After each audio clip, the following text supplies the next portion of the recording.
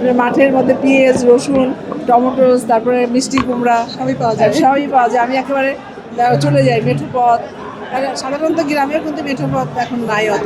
না, শুরু করেছি, যেমন দেশে গেছি, দেশে তো কিছু আত্মীয় স্বজন আছে, তারপর আশেপাশে কিছু লোকও আছে, তাদের জন্য কিছু করে দিয়ে এসেছি, বা ঢাকাতেও যেমন আমার পরিবারের, আমার আত্মীয় স্বজন শুরু করেছি আর কি।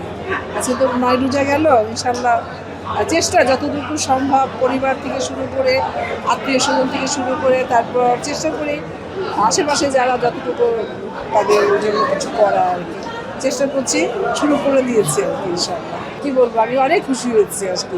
অনেক আগে পাওয়া উচিত ছিল, তারপরে দেরি হলেও যে পেয়েছে, এটা মানে লাখ লাখ শুকর আদায় করি আমার কাছে। আসলে ওনাদের মতো শিল্পীদের সম্মান তো পাওয়া উচিত আমি মনে করি। না, এমনি আমার ফোনে জানানো হয় নাই।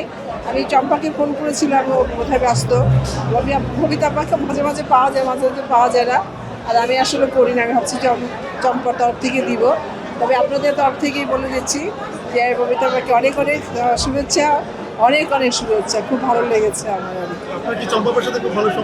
হ্যাঁ, সবার সাথে, ববিতা আপার সাথেও আমার সুন্দর সম্পর্ক।